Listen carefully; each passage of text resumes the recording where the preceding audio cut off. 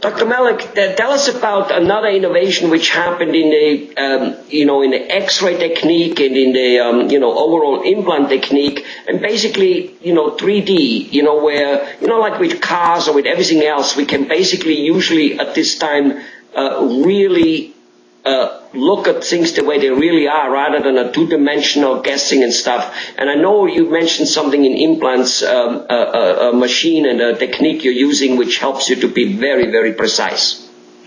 Yeah, we have a machine called a cone beam, and it's a three-dimensional X-ray machine where when we take an X-ray on the outside of the mouth called an extraoral, instead of having a two-dimensional image of somebody's jaw, we now get information that's three dimensions.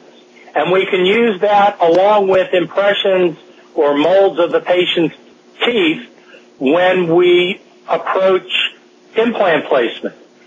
What we do is we send an X-ray using a special radiographic stent that fits over the patient's teeth, along with a model and the X-ray to our lab technician.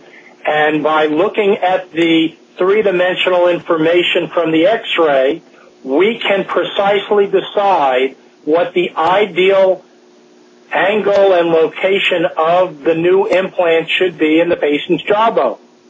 Now, what does this mean for the patient? What this means is, instead of having to cut the gum, push the gum aside, and kind of guess where the implant's going, we can actually drill through the surgical guide stent directly in the jawbone without having to disrupt the soft tissue, the gums.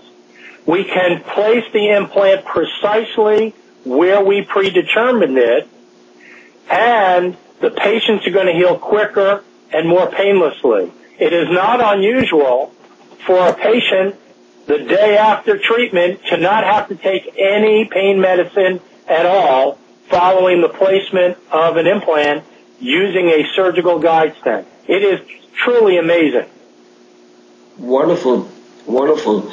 So basically, you just simply know where you're going with this particular X-ray, the cone thing, and all that. That's basically what it boils down to. We want to know exactly where the ideal support of bone is.